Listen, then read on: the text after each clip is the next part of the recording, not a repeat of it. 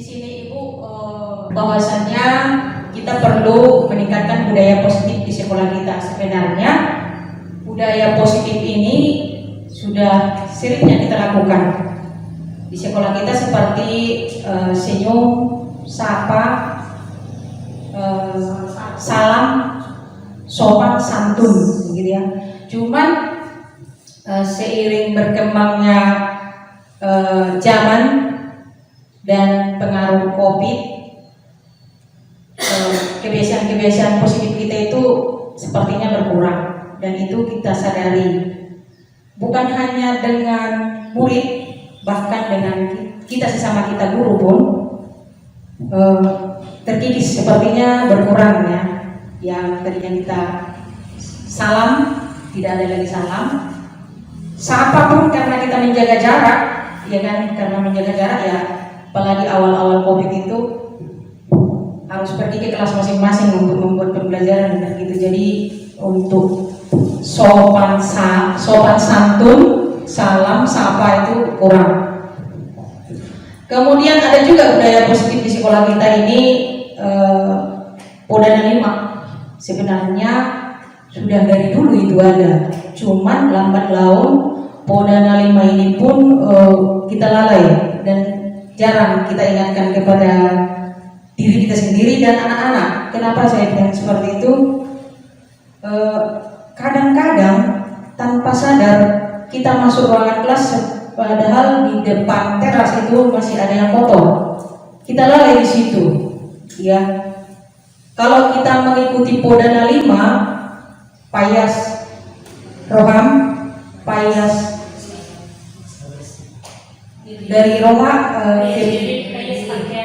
ke badan dulu, apa namanya, Payas pamatangmu gitu ya, Payas dirim, Payas Roham, Payas payangmu, Payas alamanmu. Jadi di Payas alamanmu itu kita sering lalai. Kalau sebenarnya kita terapkan itu sangat bagus. Jadi budaya positif itu adalah nilai-nilai atau keyakinan-keyakinan dan kebiasaan-kebiasaan baik yang ada di sekolah. Di sini ditekankan yang berpihak pada murid agar murid dapat berkembang menjadi pribadi yang kritis, penuh hormat dan bertanggung jawab. Kemudian untuk membangun budaya positif, sekolah perlu menyediakan lingkungan yang positif, yang aman dan nyaman agar murid-murid mampu berpikir, bertindak dan mencipta dengan merdeka di sekolah kita. Jadi dibilang dia kan merdeka belajar, murid-murid merdeka, tapi merdeka yang dimaksud adalah merdeka yang terkontrol. Ya, Dewantara, merdeka itu artinya tidak hanya terlepas dari perintah, akan tetapi cakap untuk memerintah diri sendiri. Jadi bukan berarti kalau dibilang murid merdeka bukan berarti mereka bebas mengerjakan tugas atau enggak, terserah mereka, bukan gitu pula. Tapi mereka akan merdeka untuk memerintah diri sendiri untuk mengerjakan tugas. Itu yang sebenarnya, bukan berarti sesuka-sukanya mau mengerjakan terserah aku. Contohnya kalau fisika dikerjakan, kalau matematika enggak, tergantung guru yang disukai atau enggak gitu. Tapi bukan seperti itu. Dia akan lebih bertanggung jawab terhadap tugas-tugas yang diberikan kepadanya. Gitu. Ada beberapa miskonsepsi tentang kontrol atau tentang disiplin yang kita yakini selama ini, yaitu yang pertama, ilusi guru mengontrol murid. Pada dasarnya kita tidak dapat memaksa murid untuk berbuat sesuatu jika murid tersebut memilih untuk tidak melakukannya. Kalau kita pikir-pikir, benarkah ini? Jadi sebenarnya kita tidak bisa memaksa murid. Yang kita lakukan selama ini, kita paksa mereka, sepertinya kita sedang mengontrol gitu, mengontrol mereka agar mengikuti aturan-aturan yang kita buat. Cuman mereka mengikuti itu karena mereka mengizinkan dirinya mau dikontrol. Ada juga pembangkang tidak mau, contohnya kamu harus mengerjakan PR ini dengan nada kita, dengan kalau kamu tidak mengerjakan ini, ibu tidak akan contoh kasih kamu nilai yang bagus, misalnya begitu.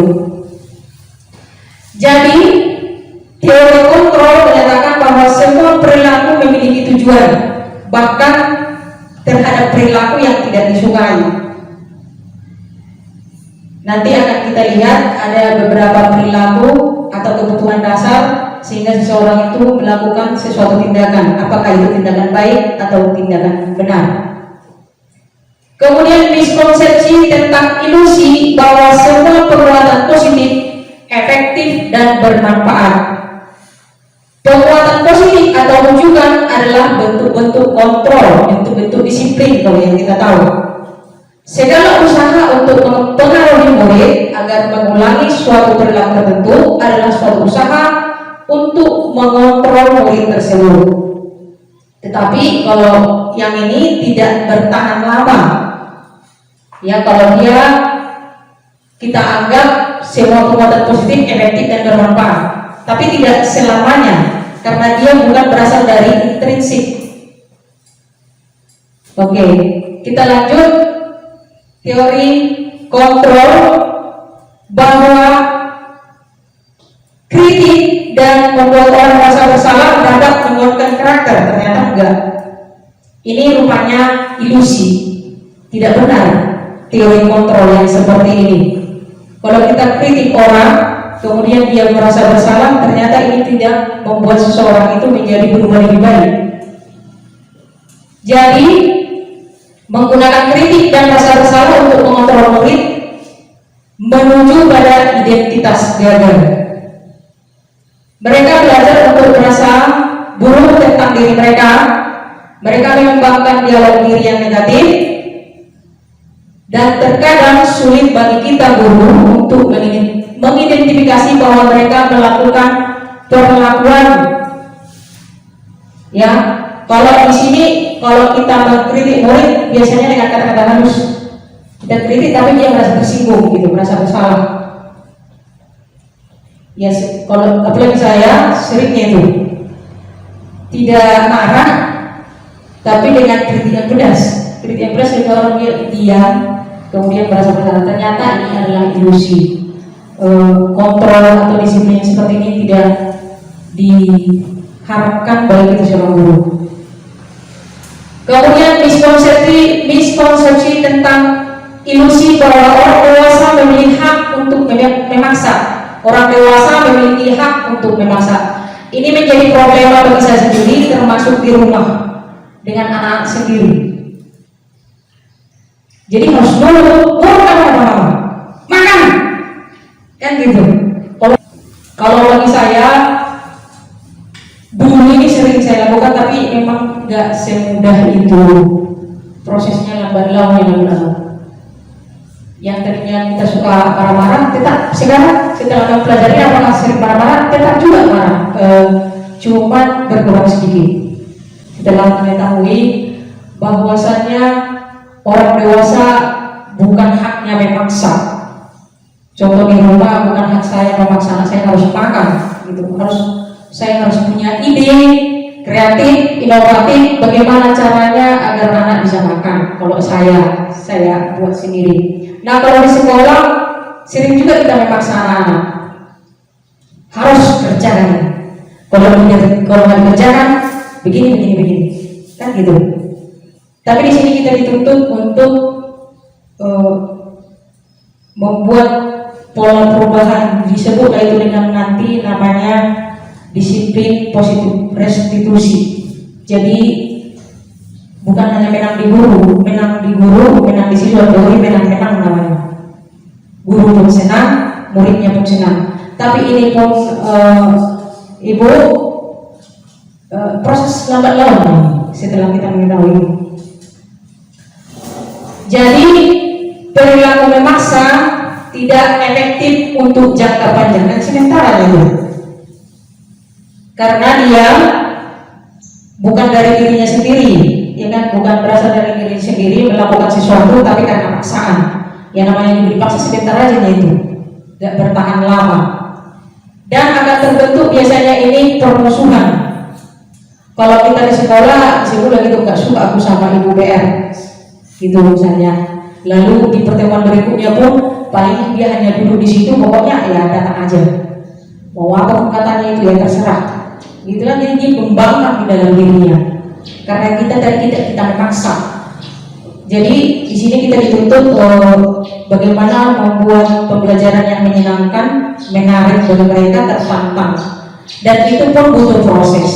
Terus kita lanjut, kita harus mengubah pemahaman kita tentang dunia, tentang apa yang realita yang terjadi dalam kehidupan kita. Contohnya, semua orang melihat hal yang sama. Ini salah.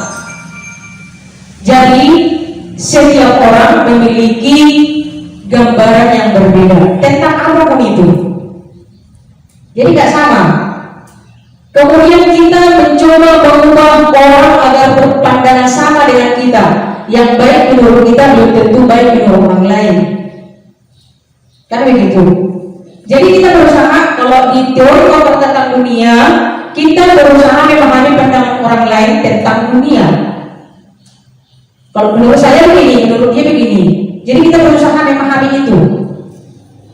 Kemudian perilaku turun dilihat sebagai suatu kesalahan. Memang iya. Kalau apa dulu? Contoh dia jahilan sama teman-temannya di kelas. Kalau kita lihat misalnya, diambil topinya sengaja dilempar sana sini. Contoh pensil dilempar ke sana, atau kertas lempar sana sini.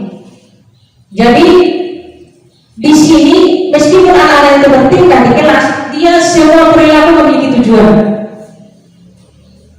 Kalau tadi misalnya dia lempar-lemparan kertas, dia punya tujuan itu. Cuma kita di situ langsung kita marah gitu kan. Hei, apa yang kau lakukan? Ngapain kau lempar kertas? Kalau ditanya sebenarnya itu pasti ada sesuatu tujuan yang mau dibuatnya, sehingga dia, apakah dia mau menyudutkan kesenangan, apakah dia bosan di dalam kelas sehingga lempar-lemparan. Jadi ada semua perilaku yang baik dan yang tidak baik menurut kita itu memiliki tujuan. Inilah teori kontrol tentang dunia yang harus kita pahami. Kemudian yang selama ini kita meyakini orang lain bisa mengontrol saya, sebenarnya hanya Anda yang bisa mengontrol diri Anda. Kemudian kita hanya menuntunnya, ya, kita hanya menuntun, karena menurut Hazar Dewantara, guru itu di depan sebagai contoh, di tengah-tengah dia menuntun, kemudian di belakang dia memberi semangat atau memberi dorongan. Kemudian saya bisa mengontrol orang lain. Kemudian memaksa saat bujukan gagal, sering kita lakukan ini, marah-marah. Contoh yang selama 2 minggu ini anak-anak belum memulangkan buku semester 1. Kalau tidak kau pulangkan, tidak ada buku, tidak belajar, kau keluar dari kelas. Contoh, kita memaksa gitu. Sebaiknya harus pakai pertanyaan-pertanyaan yang namanya restitusi. Ya, nanti ada di sini. Kemudian stimulus respon tentang dunia, model berpikir menang kalah. Ada yang menang, ada yang kalah. Kalau di teori kontrol tentang dunia, kita harus memahami kalau di sini model berpikirnya menang-menang, tidak ada yang kalah. Jika terjadi sesuatu perdebatan, tidak ada yang menang, tidak ada yang kalah. Itu harus sama-sama puas keduanya setelah mendapatkan solusi. Baik, Ibu. Kemudian kita masuk ke pemikiran Hazar Dewantara bahwa setiap anak hidup dan tumbuh sesuai dengan kodratnya sendiri. Pendidik tadi sudah sering saya sebutkan hanya dapat menuntut dan merawat tumbuh kodrat tersebut. Jadi kita sebagai guru diumpamakan seperti petani. Petani yang menanam jagung tentunya tumbuhnya jagung. Kalau ditanam padi nggak mungkin tumbuh jagung. Terus sebagai guru tentunya kalau dia ibaratkan dari seorang petani, kan perawatan untuk jagung berbeda dengan perawatan untuk padi. Perlakuannya juga berbeda. Nah, demikian juga kita diibaratkan sebagai guru. Murid-murid kita itu memiliki kodratnya sendiri-sendiri, banyak perbedaannya. Satu dengan yang lain tidak ada yang sama, begitu ya. Jadi kita dituntut untuk mendekati sang anak dengan tulus ikhlas. Oh, si A seperti ini, si B seperti ini. Jadi di sini nanti akan membuat kita semakin mengenali anak-anak, sehingga membuat kita juga tidak marah-marah jika terjadi sesuatu pelanggaran. Tapi di sini dituntut kita itulah semakin mendekati anak dengan tulus ikhlas. Jadi biar kita tahu apa permasalahannya. Kita lanjut. Budaya positif bisa tumbuh dengan perubahan peraturan kesepakatan yang tadi peraturan kita buat menjadi kesepakatan, dan ini jarang terjadi. Yang selama ini sekolah kita ini yang membuat peraturan ya kebanyakan guru ya, nggak ada murid dengan guru membuat kesepakatan. Jadi di pembelajaran berikutnya kita diminta membuat kesepakatan kelas. Kesepakatan kelas itu berarti antara guru dan siswa sepakat. Jadi jika terjadi nanti pelanggaran terhadap kesepakatan itu, tidak dengan marah-marah juga, tetapi dengan restitusi, dengan bertanya, dengan menggali apa yang diyakini anak-anak itu tentang kesepakatan tadi. Lalu langkah-langkah apa yang diambil agar si anak ini bisa menyepakati lagi kesepakatan yang telah dibuat. Jadi budaya positif menjadi kekuatan dalam mewujudkan merdeka belajar dengan profil pelajar Pancasila, beriman dan bertakwa kepada Tuhan, bergotong royong, bernalar kritis, kreatif. Oke. Kemudian, nah ini tadi, yang tadinya peraturan sekolah kita ubah menjadi kesepakatan. Yang lebih kecilnya dibuat dulu kesepakatan kelas. Di dalam kelas dibuatlah kesepakatan. Ini hanya contoh. Sebaiknya membuat kesepakatan kelas itu sedikit saja. Misalnya kita wali kelas membuat kesepakatan kelas dengan anak-anak, kesepakatan antara guru dan siswa gitu. Jadi jika terjadi pelanggaran, apa yang kamu yakini, kita kan sudah membuat kesepakatan, bukan hanya ibu yang membuat itu, kamu juga. Kenapa? Dan gitu. Jadi kembali lagi ke dalam diri murid-murid itu nanti, kenapa dia melakukannya, lalu apa yang harus dilakukan agar tidak terulang lagi. Seperti itulah yang diharapkan di sini. Kemudian masuk ke dalam disiplin positif. Untuk menciptakan murid yang merdeka, syarat utamanya adalah harus ada disiplin yang kuat. Yang dimaksud disiplin di sini adalah memiliki motivasi internal. Itu tadi, motivasi dari dalam diri si anak itu, bukan karena dipaksa-paksa ya. Jadi disiplin positif untuk menanamkan motivasi menjadi orang yang mereka inginkan dan menghargai diri sendiri dengan nilai-nilai yang mereka percayai. Oke, sudah bosan? Bosan ya? Boleh juga kita ngobrol-ngobrol. Atau ada sesuatu yang mau disangka dari yang dipaparkan tadi? Pas kita sambung. Ada yang mau, aku nggak setuju, ya nggak apa-apa yang dengan itu tadi, jadinya anak-anak jadi lepek misalnya. Atau ya lalu bagaimana dengan itu tadi, kalau peraturan itu kita ubah kesepakatan kelas bagi dalam itu di setiap kelas-kelas yang kita masuki.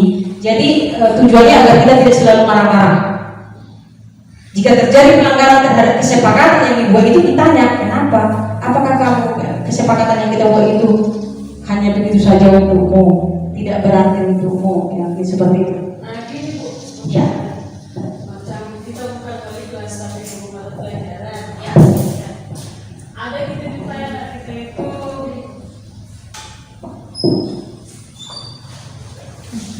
ada kita jumpai anak kita itu dalam kelas itu menyatakan tadi itu bandel lah gitu, agak kurang disiplin. Nah, dalam arti tadi itu kan nggak bawa buku. Saya udah 3 kali dalam pertemuan kita ingatkan mana bukunya. Pertama jawabannya lupa. Pertemuan kedua tadi udah saya masukkan ke tas, tapi tas saya tertukar dengan abang saya. Dan tadi saya tanya misalnya mana buku bahasa Indonesia, lupa. Jadi dibikin terus, jadi macam mana untuk solusinya? Terima kasih Ibu. Banyaknya permasalahan kita di kelas.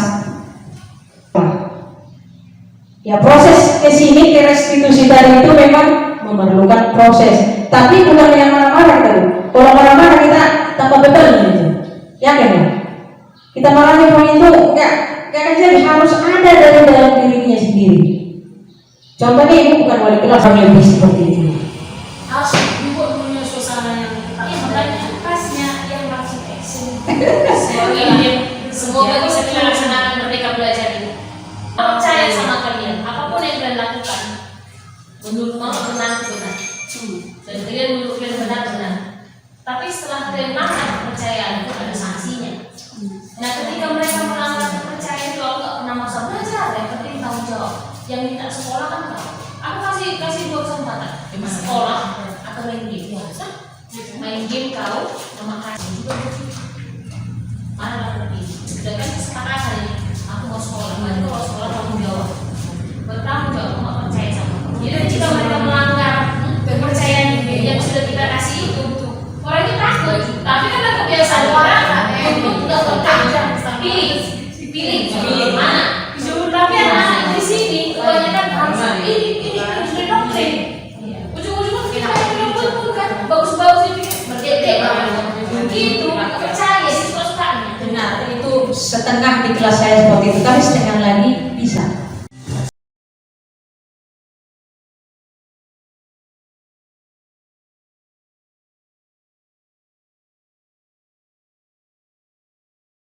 Ada 5 kebutuhan dasar manusia, yaitu yang pertama kebutuhan bertahan hidup, yang kedua cinta dan kasih sayang, yang ketiga kebebasan, yang keempat kesenangan, yang kelima kekuasaan. Jadi ketika seorang murid melakukan suatu perbuatan yang bertentangan dengan nilai-nilai kebajikan atau melanggar peraturan, hal itu sebenarnya dikarenakan karena gagal memenuhi kebutuhan dasar. Disiplin positif restitusi. Sebagai guru, Bapak Ibu, kita seringkali posisi kita menjadi guru yang membuat rasa bersalah. Itu sering kita lakukan. Sementara sebagai guru, kita dituntut menjadi seorang manajer untuk menerapkan disiplin positif restitusi agar dapat menciptakan lingkungan positif, aman dan nyaman. Restitusi di sini membantu murid menjadi lebih memiliki tujuan dan memulihkan dirinya setelah berbuat salah. Tujuannya adalah menjadi orang yang dihargai dan nilai-nilai kebajikan yang mereka percayai. Terima kasih Bapak Ibu, demikianlah pemaparan singkat dari saya mengenai budaya positif dan kesepakatan kelas yang harus kita buat di kelas kita masing-masing. Jadi bukan peraturan yang hanya dibuat oleh guru. Dan jika anak didik kita melakukan kesalahan,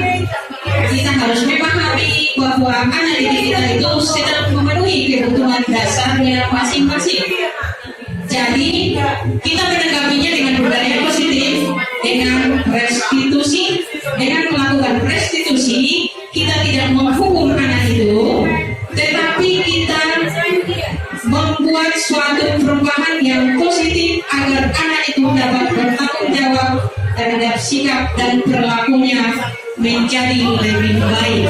Terima kasih Bapak Ibu. Sekian.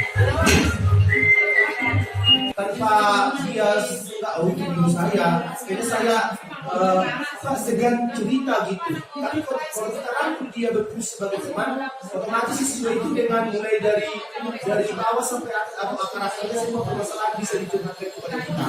Jadi dari situ saya berfungsi sebagai teman. Terima kasih Pak Jedel.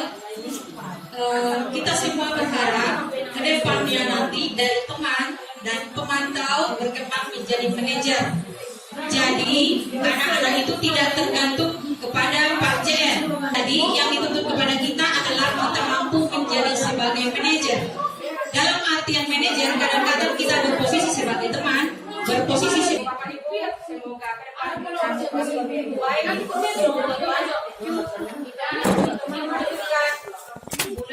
Belajar sepanjang sama-sama.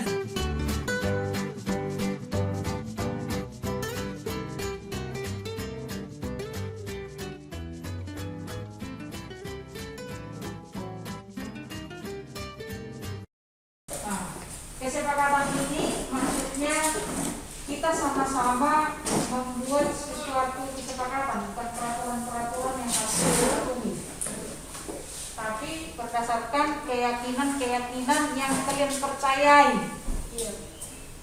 Biar kita nyaman di kelas kita ini, kita buatlah yang namanya kesepakatan kelas.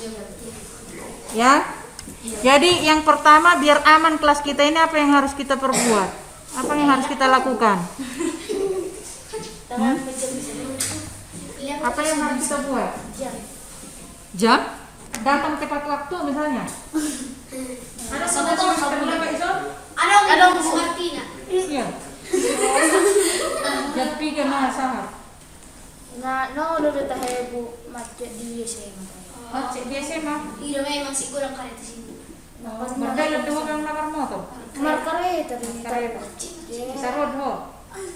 Nah, dengarkan dulu. Kita tadi untuk membuat kesepakatan kelas biar ruangan ini menjadi nyaman. Stop.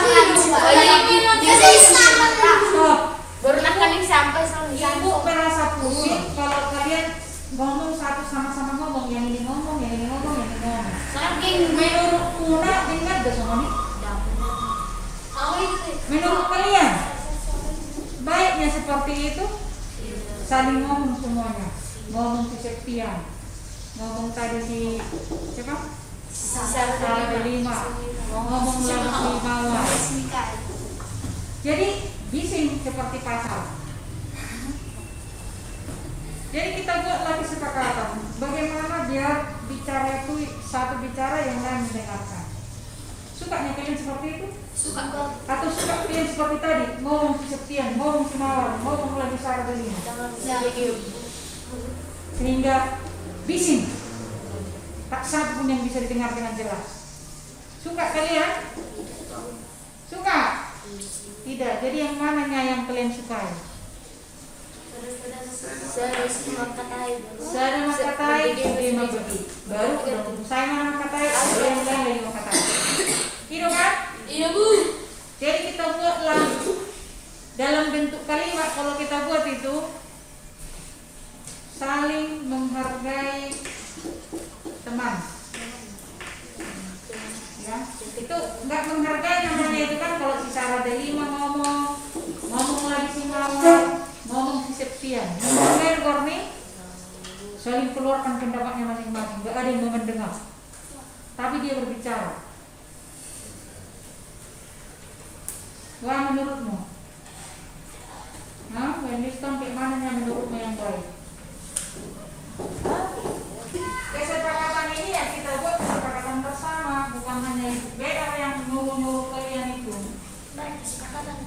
Tulis di atas. Begitu. Ya. besar bikin tulisannya. Kesepakatan kelas guru B.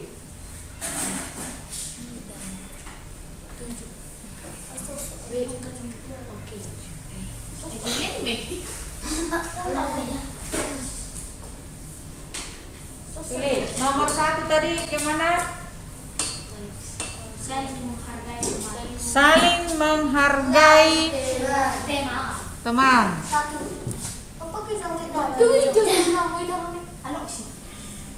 Ya, saling menghargai teman.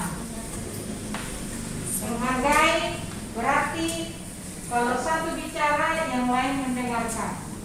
Tidak kan? Kalau berbicara si Mawar, berbicara si Sarah Delima, berbicara lagi si Sebastian, berarti kalian suka keributan. Tidak menghargai satu dengan yang lain. Saling menghargai sesama teman.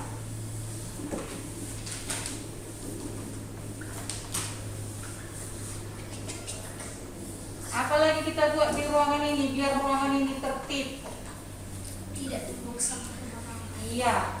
Setuju kamu sih? Setuju. Alam nunggu pas taruh makan sampai 9 sini. Oh iya. Bikin nomor 2. Apa nomor 2 kita buat? Tidak membuang sampah sembarangan di kelas. Tidak membuang sampah sembarangan di kelas. Atau Atau kita buat kalimatnya menjaga kebersihan. Yang mana yang tepat? kebersihan. Iya. Saling menjaga kebersihan atau menjaga kebersihan. Jaga.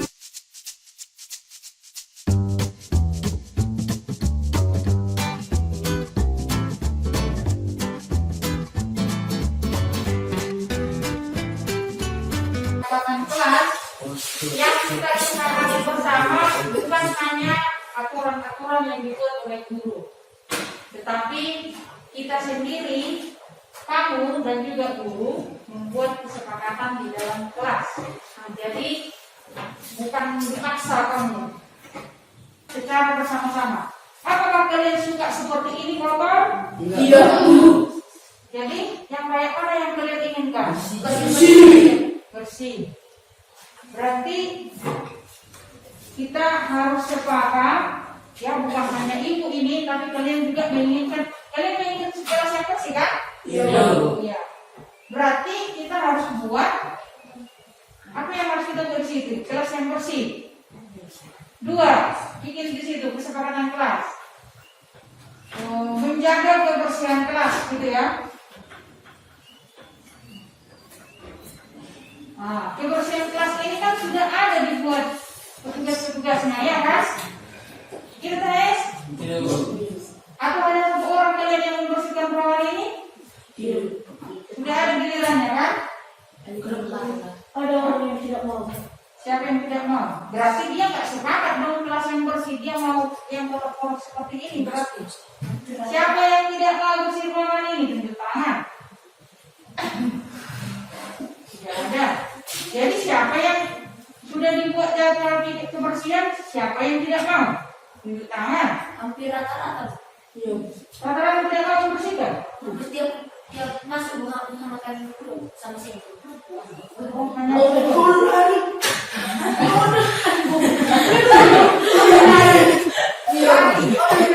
Berarti gitu. dia itu tapi lari. Iya. Harusnya namanya juga itu memperhatikan ya, bukan seperti ini kotornya kelasnya. Ada petugasnya yang ditunjuk secara bergiliran. Lalu kenapa lari saat disuruh? Misalnya itu sudah tugasnya hari ini, tapi dia tidak mengerjakan, membersihkan, tidak menyapu. Sudah ada jadwal menyapu, dia tidak menyapu.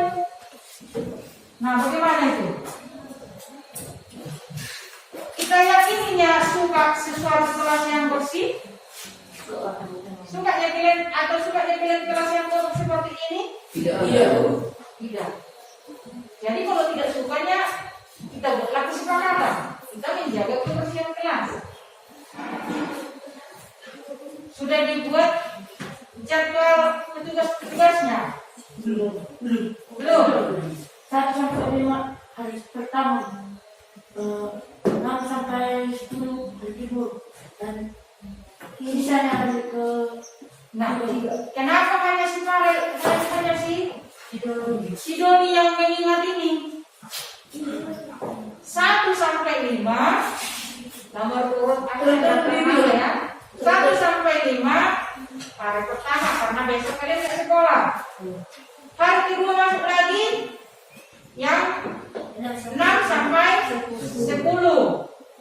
Hari ketiga karena 3 harinya kalian sekolah nomor urut 11 sampai 15.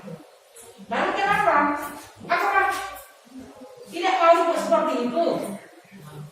Sepakat yang kalian kalau kita buat seperti itu? Sepakat. Tapi kenapa diingkari? Sudah sepakat lah, kesepakatan bersama. Maunya, saya mau juga nyabat si Ronald ini. Tapi saat dia sudah gilirannya menyapu, kenapa ditinggalkan? Jadi menjaga kebersihan kelas. Apakah kita meyakini suatu kelas yang bersih untuk belajar itu adalah sesuatu yang baik?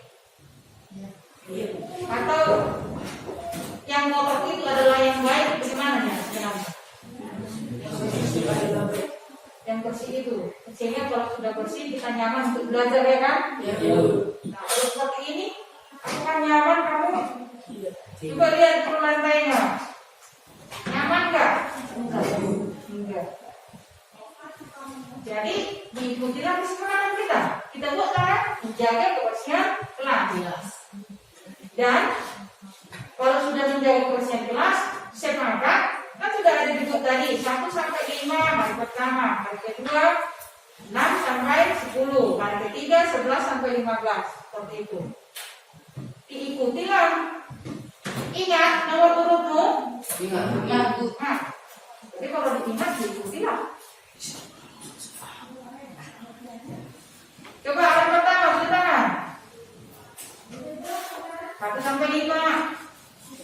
Hari kedua, hari ketiga. Oke, berarti diingat. Ingat ya. Sekarang itu hari keberapa nih? Hari ini siapa yang tugas nih? Ini hari kedua. Siapa yang tugas? Tulis tangan. Nah. Hah? 6 sampai 10? Iya, Bu. Tulis tangan 6 sampai 10. Masa Tuhan? 6, 7, 8, 9, 10, 5. Maka seperti saat belajar, seperti itu ini. Ya. Oke, sudah 2. Kita sepakati ya, bukan hanya ini yang bikin, tapi kalian juga. Itu kan? Ya? Oke. Apa lagi yang kita buat biar kita nyaman di ruangan ini? Satu tadi menjaga kebersihan, seperti saat belajar. Apa lagi? Piket sesuai aturan. Kenapa dipilih di situ? Menjalankan tugas piket sesuai dengan yang ditentukan. Setuju? Sepakat kamu sih? Atau hanya kesepakatannya si Farel aja? Sepakat? Biar kita bikin di situ nomor 3. Nomor 3 tulis apa yang harus tulis si Farel? Menjalankan tugas piket sesuai.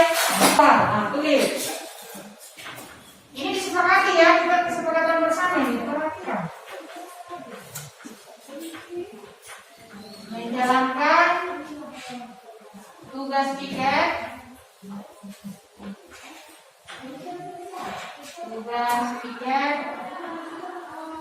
kebersihan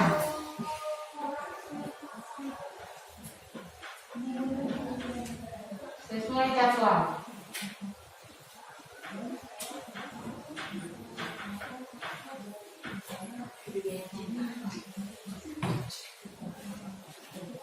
Ya, ada lagi.